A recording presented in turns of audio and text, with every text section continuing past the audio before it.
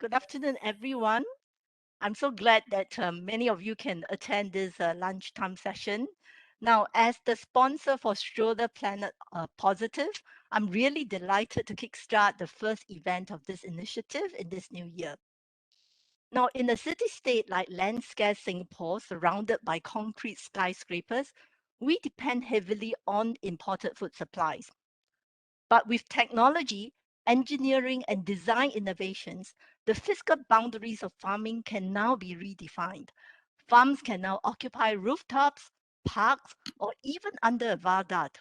So for today's session, we are going to introduce to you the concept of urban farming.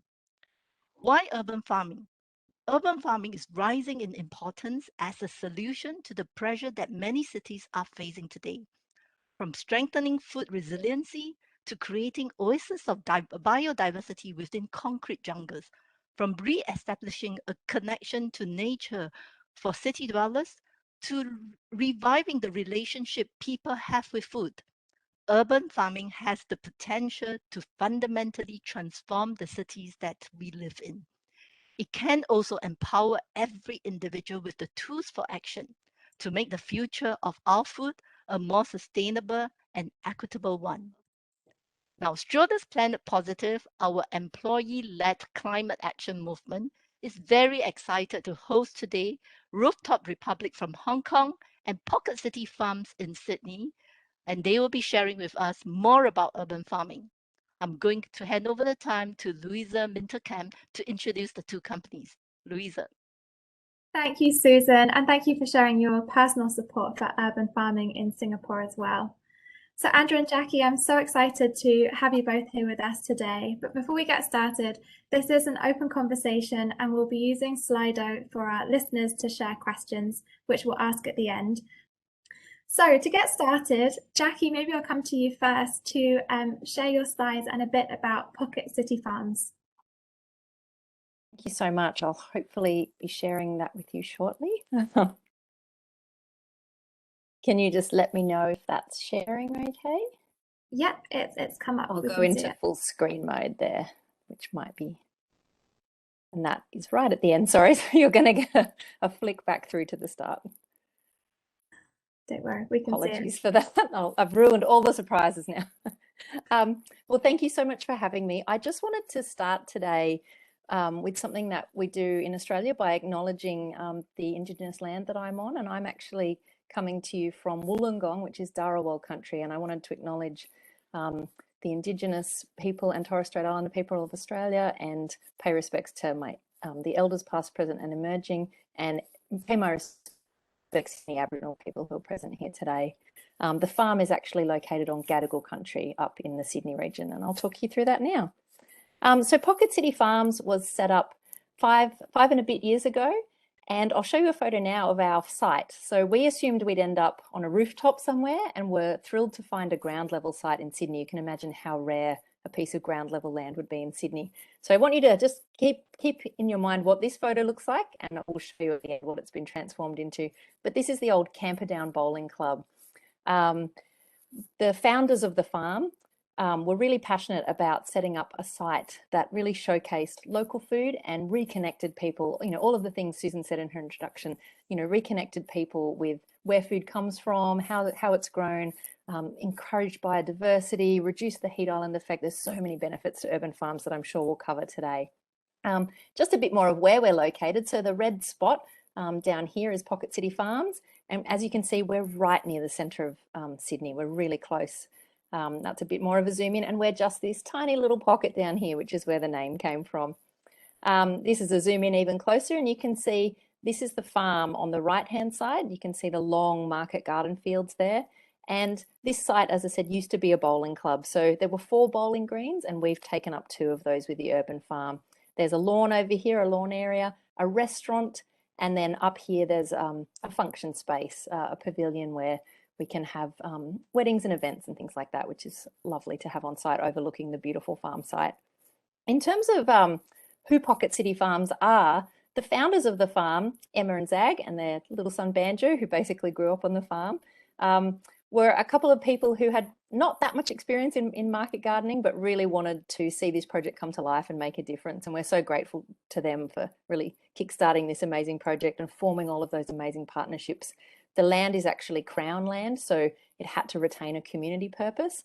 And we're a not-for-profit. We've recently just become a registered charity, and we are working under a social enterprise model at the moment, trying to cover almost all of our income through trade. The current team, there's me up in the corner there.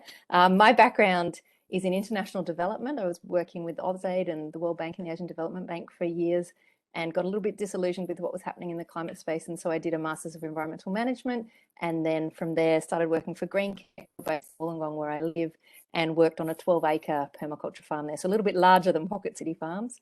Rob Haggett is our CEO, and he really works on our strategy and on connecting us up with corporates and really looking at the future of Pocket City Farms and how we grow. And Richard Carey down in the bottom corner is our farmer, resident farm and community manager, and he's the one who actually grows all the amazing looking veggies. And Emma, who was one of our founders, has stayed on as a chair of our board, which we're really grateful about. So the things we focus on are fair food, community and education. They're the three pillars which Pocket City Farms is built upon. And that's one side of our farm, looking through to our neighbours there in the suburban street. In terms of our fair food, we're, as I said, really passionate about seasonal food, local food. We use organic growing methods, although we're not certified organic, because that is a really expensive process. And we grow 100% of our food from seed. So we're not buying in any seedlings. It's all grown in our greenhouse from seed. And we provide that predominantly to the local community and to local restaurants. And there is actually a restaurant on site, and there's a new restaurant opening shortly, and we love to say that we're able to measure our food meters rather than our food miles. It's, you know, obviously very close for us to harvest and take it straight into the kitchen. We certainly can't grow everything for that restaurant, but we can grow all of the things you want fresh, leafy greens, herbs, those kind of things, little delicious radishes, things that you want to pull straight out of the ground and eat.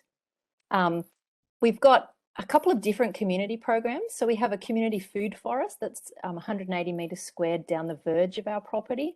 We also have a compost carers program, and they come in diligently every Saturday morning to build beautiful hot compost piles. We have a community street pantry, as you can see pictured there, where the community can come and drop off non-perishable goods, and those in need can come and take those. And tucked around the corner, which I don't have a photo of, we also have an honesty stall. So whenever we've got excess produce, it goes out in the fridge on the street, and it's a pay what you can afford system.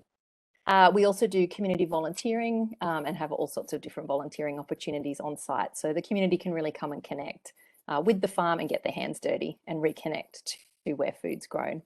Finally, we have an education program, and we really love our education program. We work with schools from early years right through to secondary schools and run a whole bunch of different programs, and kids from the city are able to come to the farm and get their hands dirty and get some experience on the farm. The little kids love doing bug hunts and going around, and it's a real place for people to connect.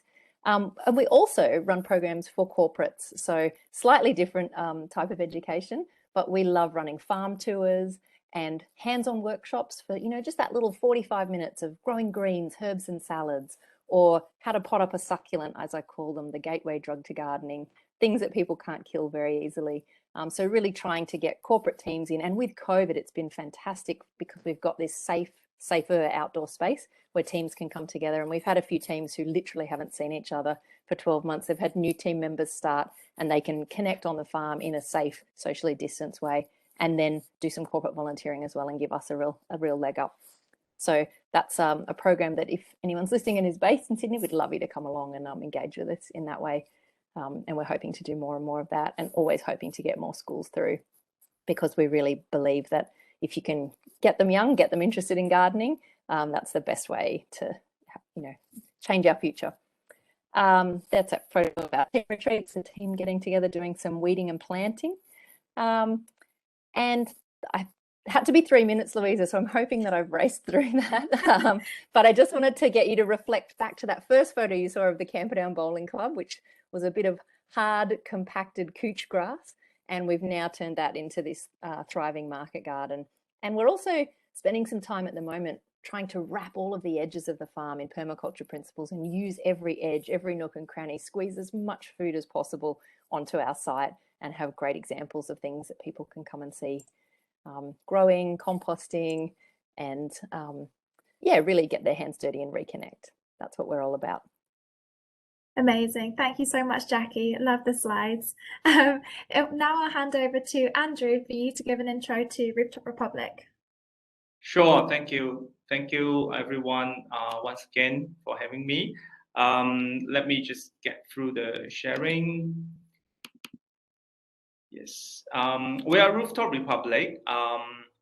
Think hope you can see the screen well. Yeah. Okay, great. So for us, I think what we envision with the city, also with the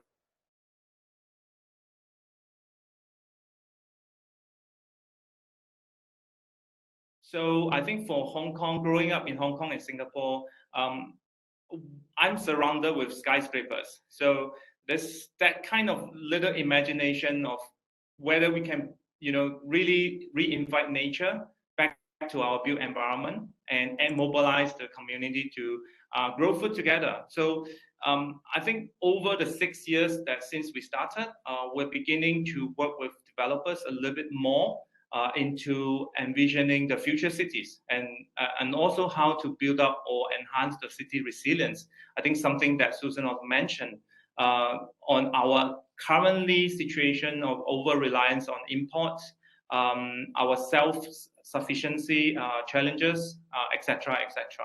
So happy to share with you. We over the years also developed a comprehensive kind of metrics. In fact, it's way before even ESG was becoming a kind of target. We have a few pillars that focus in towards the environment benefit, social benefit, economic benefit, and also more importantly, food safety, trust, governance, equality, and all this. But all in all, we look at growing food as more like an urban lifestyle, and it's very much needed in our generation. The model, I'll happy to explain or share with you a little bit more later on.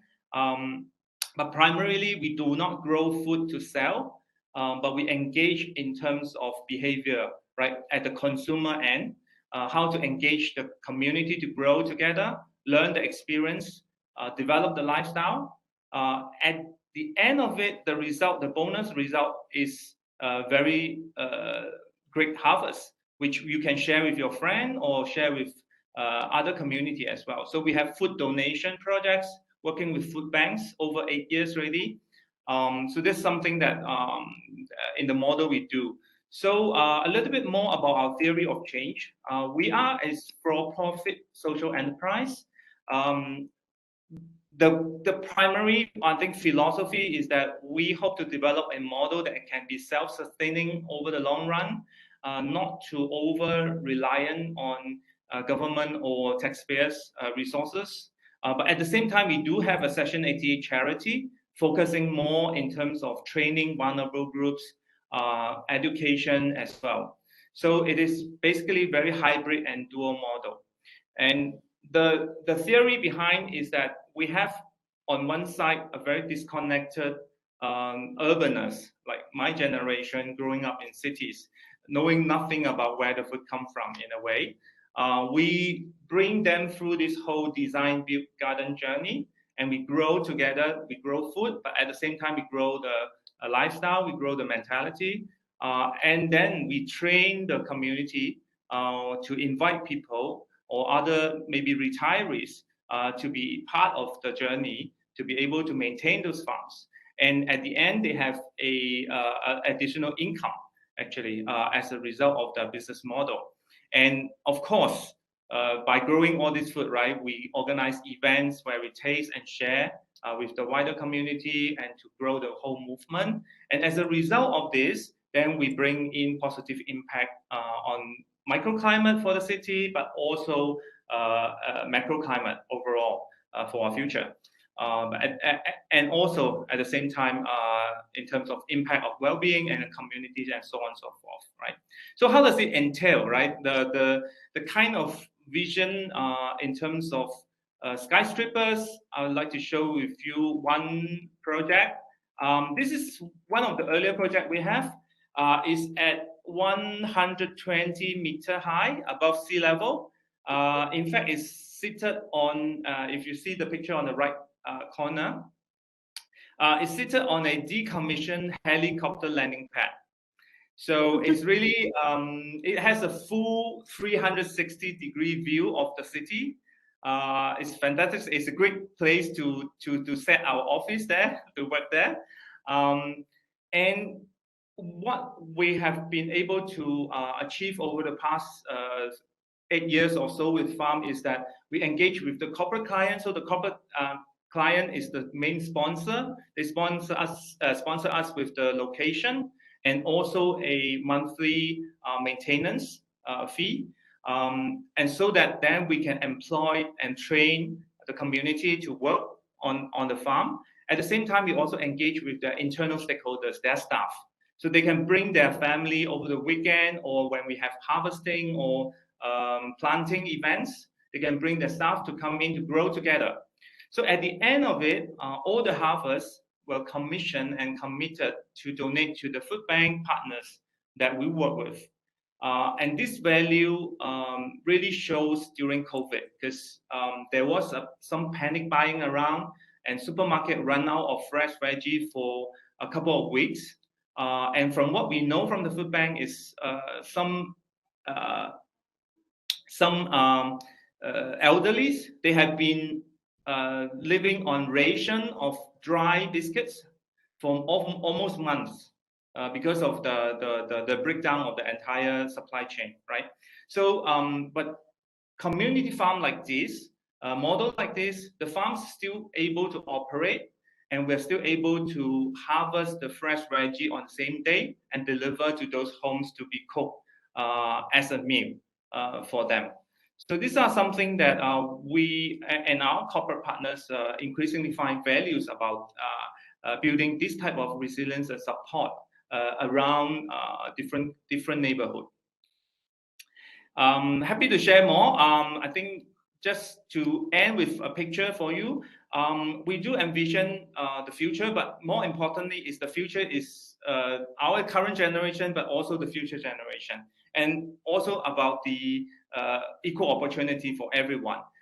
We do have some technology exploration along the way, but what we believe is if coding is the new skill set, right, as everybody is talking about it, but I think what we see is growing our own food is the skill set for us to really have a regenerative planet and resilient community for the future.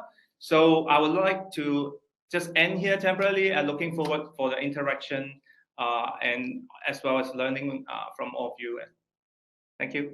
Great, thank you, Andrew and Jackie. I think what really stands out there is the creativity in turning these disused urban spaces into sites for food production. So I just wanted to kick off by reading this quote from the IPCC that says, eating a plant-based diet would reduce greenhouse gas emissions from food by 49%. But we know that plant-based diets can be quite a contentious topic, from the water needs to grow almonds and flying avocados all around the world. So why is eating more seasonally and locally better for the planet? And maybe, Jackie, I'll come to you first.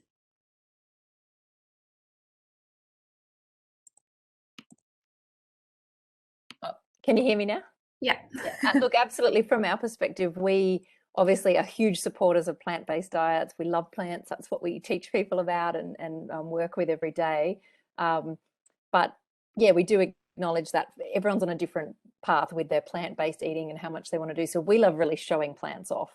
We did a big fundraiser dinner and it was all vegan, and we just didn't tell anyone. We just said, come to this great dinner, and everyone's like, wow, I wouldn't have said yes to a vegan dinner, but this is amazing. So we love being able to show the power of plants, but I think it's also it is, like you said, Louisa, really important to consider, where's my food coming from? You know, I'm not going to eat asparagus that's flown in from another country, and that's why we're passionate about bringing it back to what's local, what's seasonal. And part of what we do as well is teach people, what can you start growing at home? You know, everyone's got a space where you can sprout something on the bench or grow something on a sunny windowsill. It's that trying to take that first step. And, you know, that's not going to grow all of the food that you need, but it's going to grow, like I said, the things you want to have fresh, the leafy greens, the herbs. And when people start engaging with a local food provider, I think it does give you a bit more hope, as Andrew was talking about that resilience. You know, we in Australia currently have supermarket shelves bare at the moment because COVID's gone so badly here at the moment that, you know, trucking has broken down, the supermarket staff are all off. And so I'm still getting a box of veggies every week from the farm that I used to work at because I've already got that relationship established. They know that they've got my support. They're growing food for me on a subscription, a community supported agriculture basis. So it does add that resilience back into the system as well. And I sort of always think, I don't think we're going to get the revolution we need by making everyone go vegan, but I think we can show people that eating more plants is great. And it's certainly a great health benefit as well. Yeah.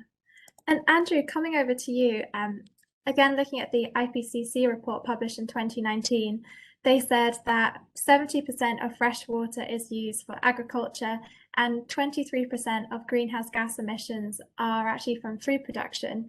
So can you tell us a little bit about how you run your urban farms, which I think you're now on 60 rooftops, I think I read. 80. Across 90. Yeah.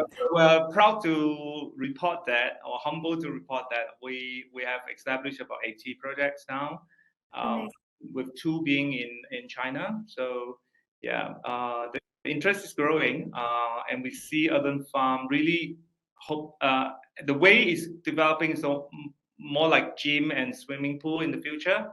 So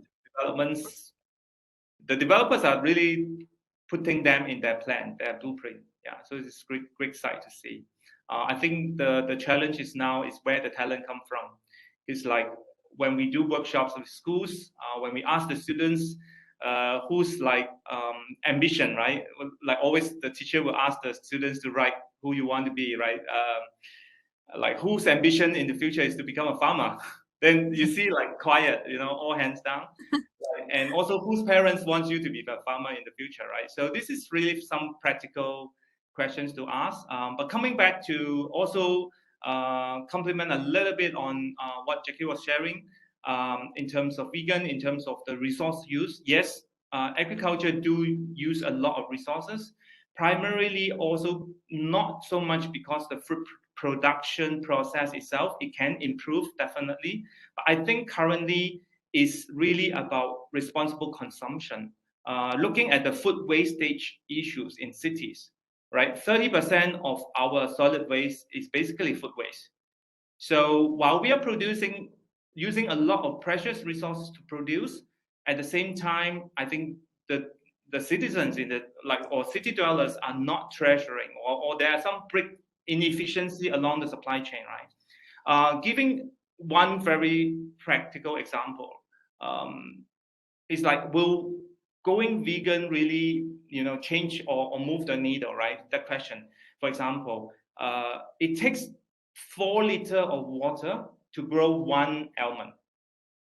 Okay, so this is some discovery. Like we were shocked, right? Like with the whole demand of changing from cow milk to almond milk, we think we are making an impact, but at the same time, because of the industrialized agriculture, it's causing a lot of drought issue, water table issues with California, because the whole state now is growing almond because of the demand, such a demand. So at the end of the day, it's not so much about whether you are going vegan or you're not, right? But in this, the key, I think, is how we practice, how we look into in terms of the keyword of scalability.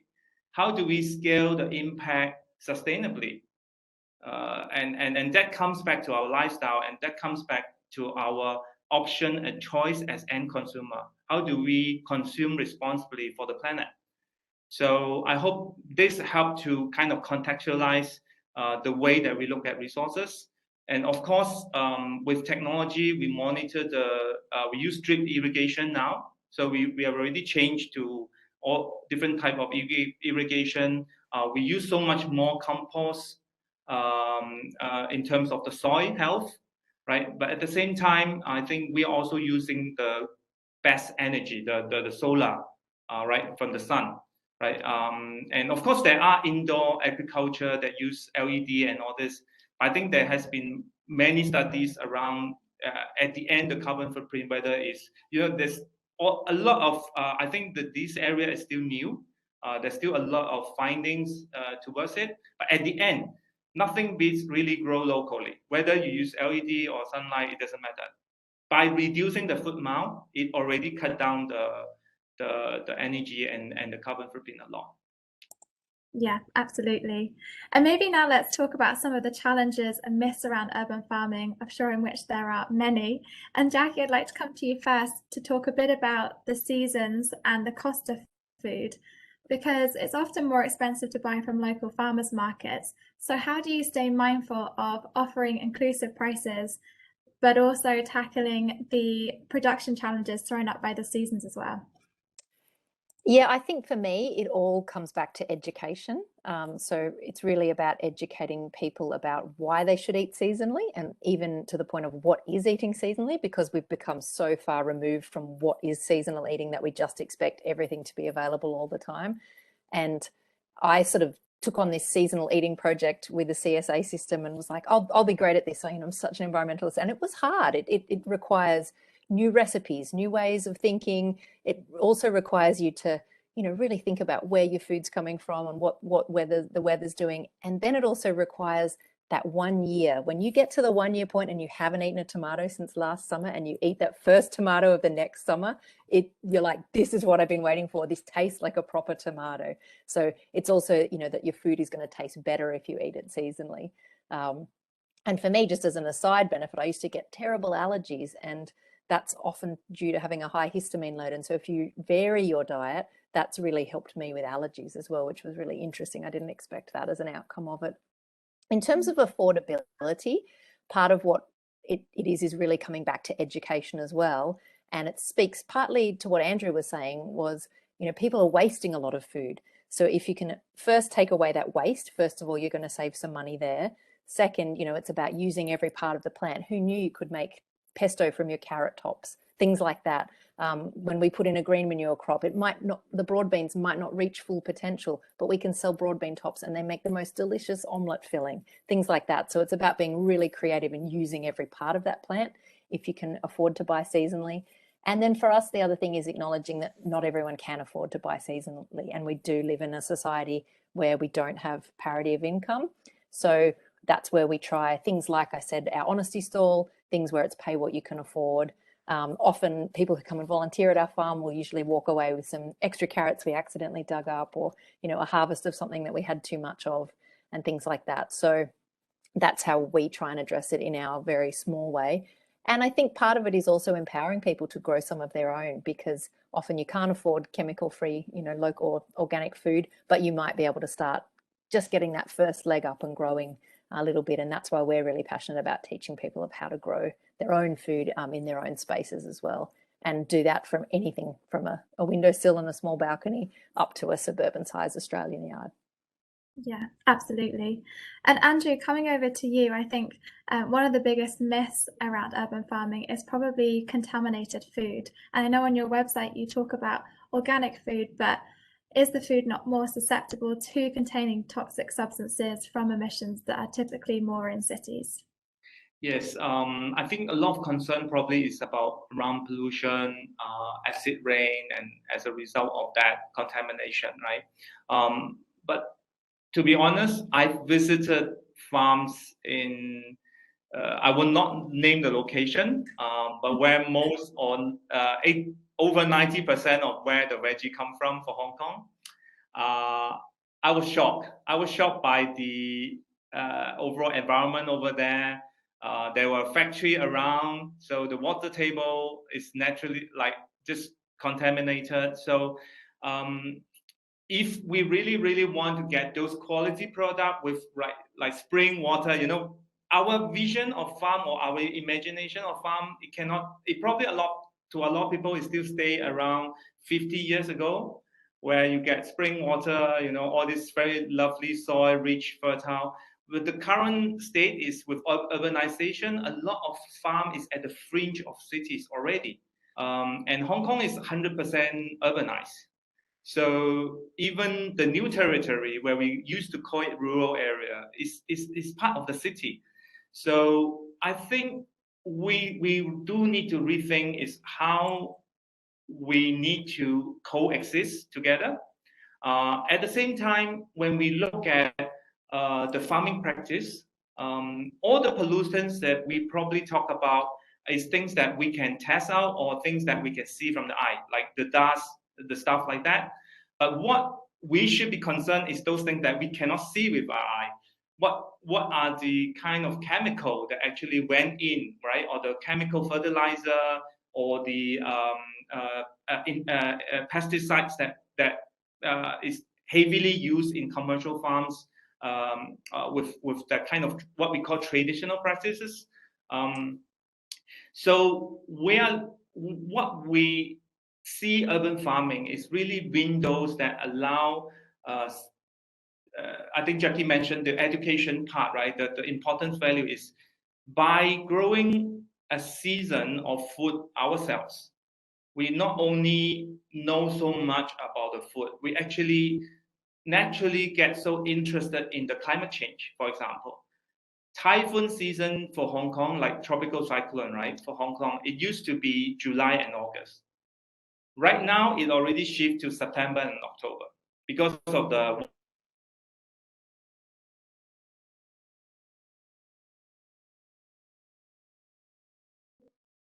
all these changes. And by growing a season of food, you get to know so much more about what really goes in the growing process, and how do we grow organically, and even how do we grow regeneratively, right? At the end of the day, how do we leave very fertile and healthy soil, not just for ourselves, for our health, right? But also for the health of the overall planet, for the rejuvenation of the planet. So these are all the issues. I think it's almost like a lost generation. We've so disconnected, we've outsourced the entire food process, which we don't get by just reading books or going into school or studying a degree. Actually, we can learn all this by just joining a year or a few seasons of organic farming practices or urban farming. Yeah. Yeah, I agree, Andrew, about regenerative farming. That's what we're really looking at. You know, it's not good enough to just be an organic farmer. You have to leave it better than what you found it. And because our landscapes are so degraded, that's what we need to move towards more and more. Yeah. Absolutely.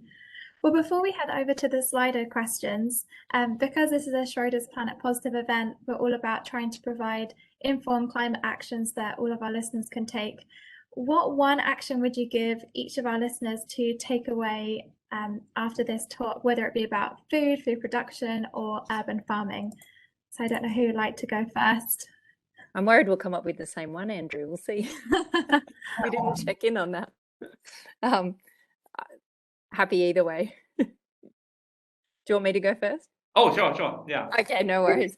Well, I was going to be a bit cheeky and give you one action for the company and one personal action. I'm really excited to hear about all the work Schroders is doing with the Planet Positive campaign, and just encourage you to keep engaging with that and keep the pressure on the company to divest, and really do those big hitting things that are going to really help and make meaningful change with climate change, because everything that we're doing is going to be completely eroded if we don't address the climate crisis. In terms of personal actions you can take, my biggest personal action is don't put food in the bin. Don't put food in the bin. Anything organic, don't put it in the bin, compost it. And for me, that's the one thing you can start that starts to break this system. Your local organic farm needs that compost. We need to regenerate our soils, and we can only do that if we stop putting food waste into landfill. Once you start doing that, maybe you start composting at home. Maybe you've got a great local council and they'll compost it for you with a FOGO system. But then we can start creating that loop back from our food waste to growing some more beautiful food. So that's my one takeaway, and something that, even if people aren't the least bit interested in growing food, that they can do to support their local urban farmer. Great, thank you. Andrew, next. Okay, I take on the challenge.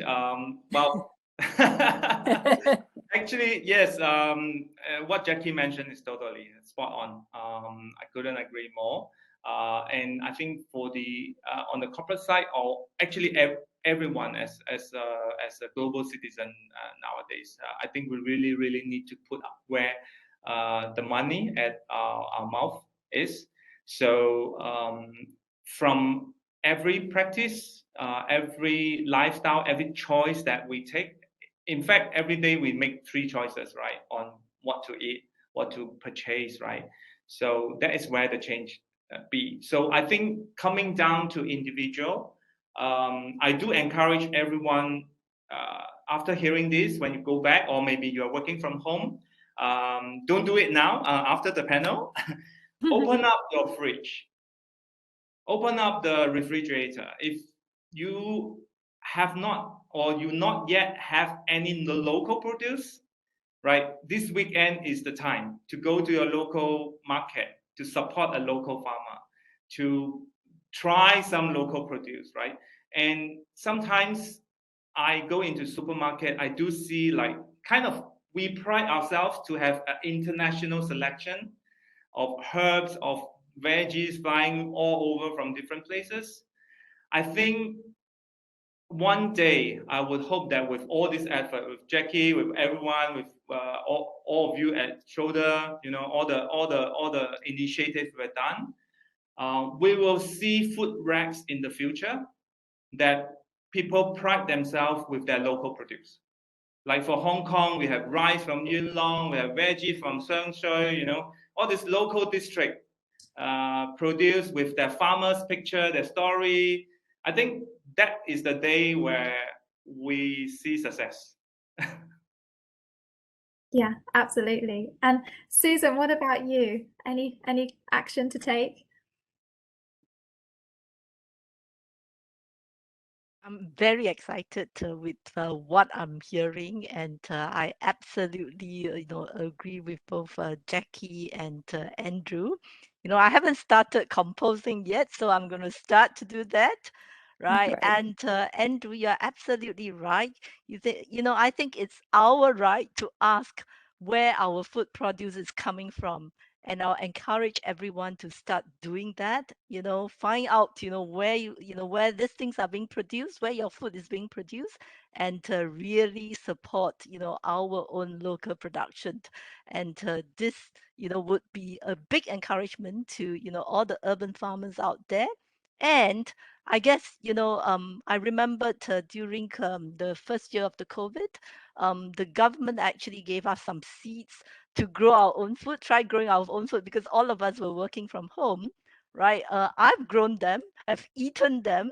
They're really fresh and good, all right? And let's start to, try growing our own food. I think it's very interesting, it's healthy, we're reducing food miles. In fact, it's just so close, right? It's from the home. So, I think that's an encouragement to everyone. Yeah, absolutely.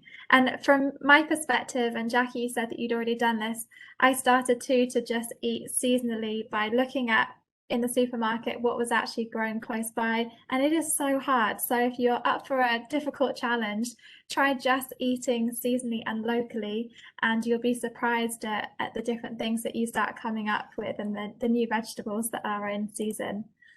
So now we'll go on to some of the questions through Slido, and thank you everyone. We've got lots here. I don't think we'll get through all of them, but I can share them out between Andrew and Jackie to follow up, and we'll post on our community.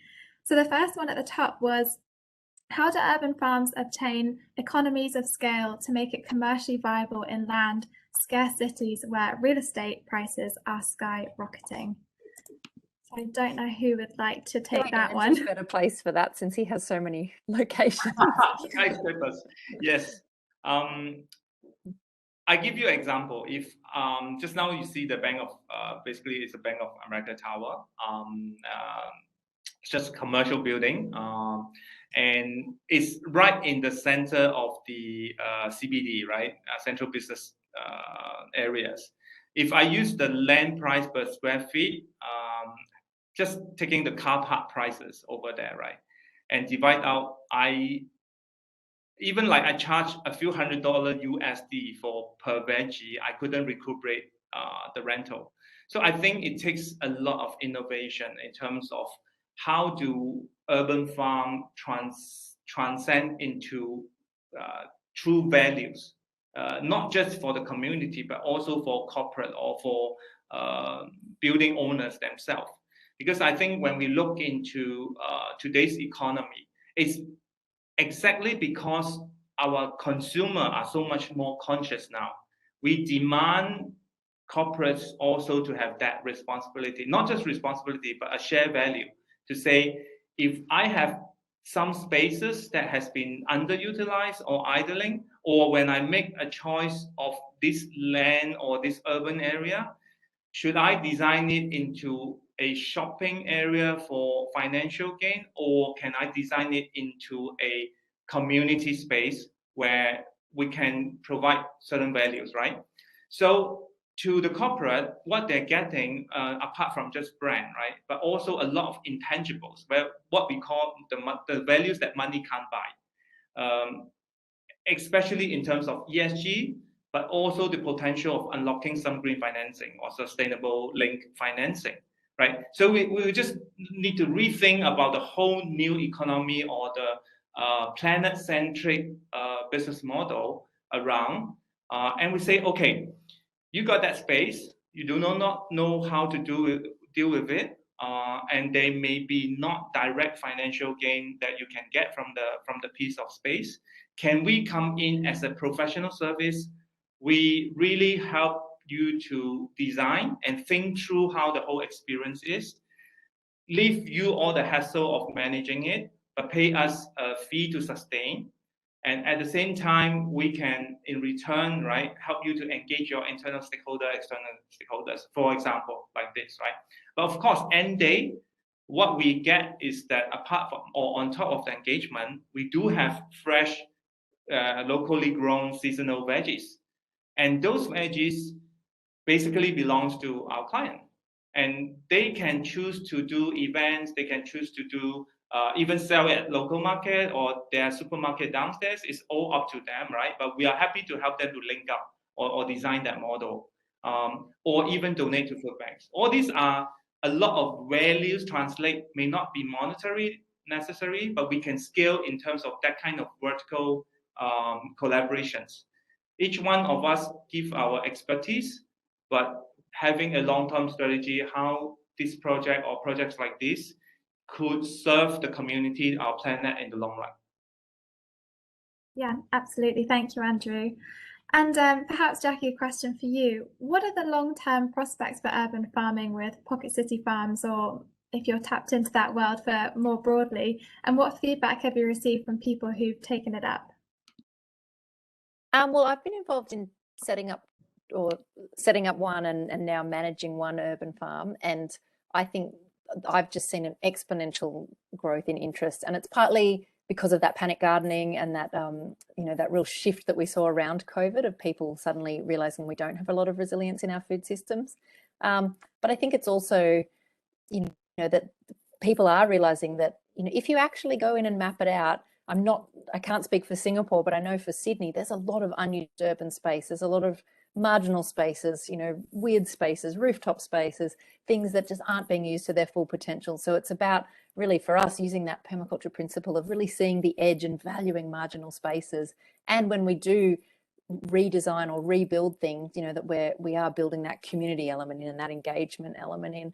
And I love that idea, Andrew, that an urban farm or a community garden would become like having a gym or a pool in a building. I think to me that's really exciting. So I think the future's looking very bright for urban farming. I think there's still a little bit of, particularly in Australia, I'd say, a lack of investment in urban farming. And what Pocket City Farms is looking to do at the moment is document the model of what we've done, where we are just on one site, and now we're looking at how do we put the S in Pocket City Farms, how do we expand to other sites.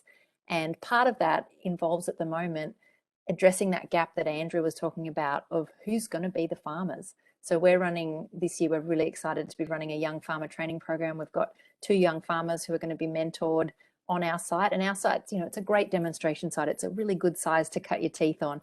And really importantly, linking back to the seasons, that program runs for the full 12 months of the year. So it's across all the seasons. And we really are passionate about documenting videos, really all the boring stuff, all the work health and safety and all the stuff that nobody wants to reinvent the wheel on, and working out how we either share that, franchise it, whatever model we might do. We want to see that, that can happen faster, so that people don't have to go through the 5 years we went through of being a startup and all those growing pains. They can just hit the ground running and really get this happening. And I'm so thrilled to hear, Susan, about 30% of Singapore's food coming from locally by 2030. That's an amazing goal, and I think we'll see more and more of that.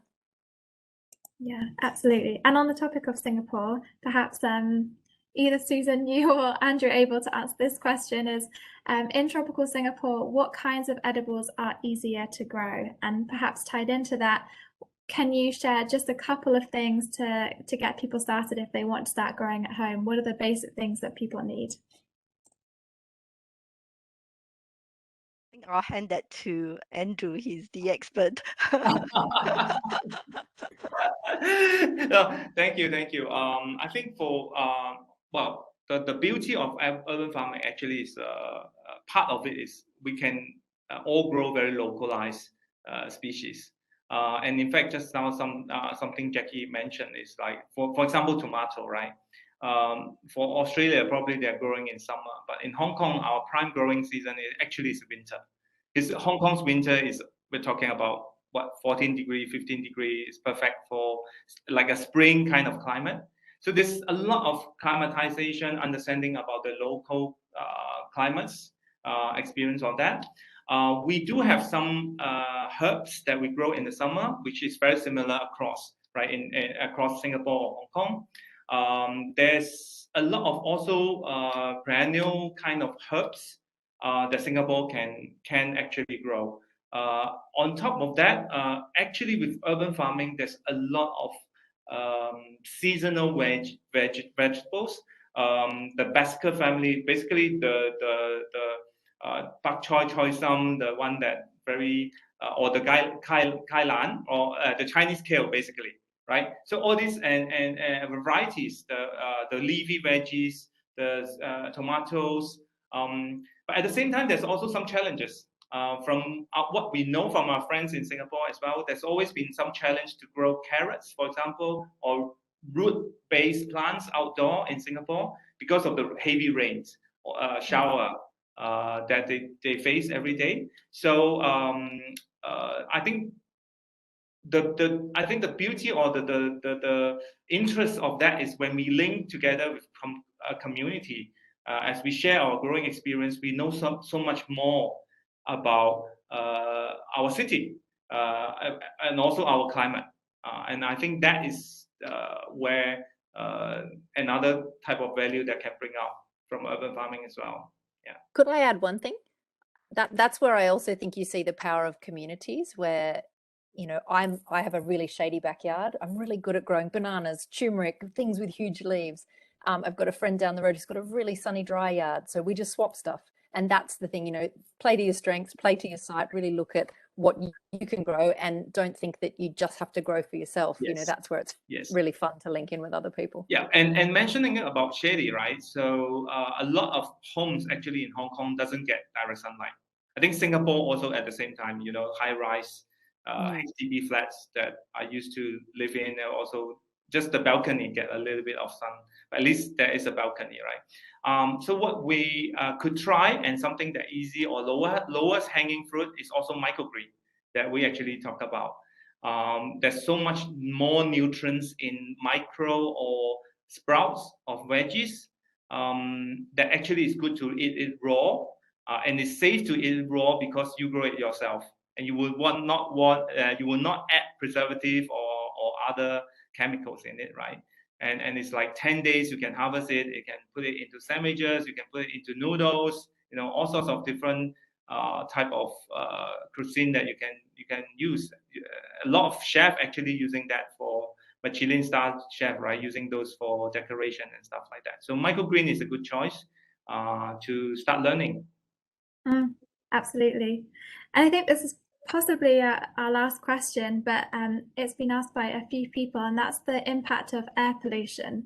So when Jackie, at the beginning of starting Pocket City Farms, and Andrew, the same for you, how much planning do you have to do around the impact of air pollution? Look, from our perspective, we had to do a huge lot of soil testing because the site was an old bowling green where a lot of chemicals were used. We were really lucky in one way that it was extremely sandy soil, so any of the toxic chemicals that had been used leached through. Unfortunately for us, that means it's effectively like we're farming on a beach, and so building the soil has been like the most challenging soil I've ever worked with, because just as the chemicals drained away, so do all the nutrients that we have. Yeah, soil testing, and we have a regular regime. Twice a year we'll do our soil testing. In terms of air pollution, you know, we've got planes flying overhead. We're in the flight path. You know, we're in a really pretty heavily polluted environment. Obviously, for us, it's about washing our veggies as carefully as we can. We've got this amazing high-tech wash station with a little greens bubbler and all sorts of washing and drying tech. And then also, it's about, you know, looking at where the wind's going to be coming from, and our food forest acts as a bit of a trap as well. And we've got other areas where we'll plant biodiversity and non-edible plants to, you know, act as kind of wind buffers and try and catch some of that. But I think it's a really challenging one, and that to me comes back to that real bigger picture. You know, it's about the huge big picture of, if we want to eat healthy food, we need to stop polluting in the first place and look at how we start reducing that air pollution load. And it's really exciting to see the move towards electric, solar, and getting away from, you know, diesel, petrol, gas is going to be probably the best thing we can do to address air pollution. And also coal. I think yes, coal. Sorry. Yeah. Yeah, absolutely. I forgot that one. Yeah, I think for this side of the world, air pollution wise, I think the fruit production location have heavier air pollution than the city. So I think the key is also coming back is that the result of air pollution, right? It could be the rainfall, it could be the dust, it could be, you know, some like like ppm, different type of sizes of pollutants, which all can be washed off, right? But what is more shocking or more risky is the chemical fertilizer or chemical pesticide that we don't see with our eyes. With some farmers friends practicing large-scale commercial farms, what they share with us is they usually spray those pesticides. Like pesticides, they will be washed off, right? They have a certain life. Like let's say it takes about 10 days or to 14 days when it will wash off, but then it will be drained into the soil and pollute the soil and pollute the water and pollute the ocean in the end, right? So that pollution don't end there, okay? But however, because to make sure that the harvest stay fresh and not be attacked by pests, they usually spray a heavy dose of pesticide just before harvesting. And as a result, the residue will stay on the veggies, and it doesn't have time to be washed off to the environment anymore. And that will get carried away into packaging, into the market, into all these things, right? So coming back is still like this will help, or growing more locally will help to reduce that because of the need for storage and the time, right? The freshness of the veggie. So, but also at the same time to grow regeneratively, organically, right? Then it will kind of eliminate that challenges. From our perspective, this type of pollutant is way more riskier to our health than the overall environment, which we are already in. And that takes even a longer perspective as what Jackie was sharing, right? As a systemic change to improve the environment. And I think that's a great point about the pest management. You know, you can do it with harmful chemicals, or you can do it in a more integrated way, and that's what we love to teach people about as well. You know, how just got to wash it a few more times. Yeah. Companion plants, you can also do row covers. There's all sorts of ways that you can intervene without having to use chemicals in the first place. Amazing. Well, thank you both so much for your time. And Susan, thank you as well for hosting our first session of the year. I think it's a great time to be thinking a bit more about what we can all do just around food as one topic of many that we can do around climate actions as well. So a big thank you to all of you. And we will be sharing this video that's been recorded so you can share it with your friends and family and colleagues so you can help spread the message. Thank you. And thank you, Jackie. And thank you, Andrew, for your time. Thank you for having us. Thank you. Thank you.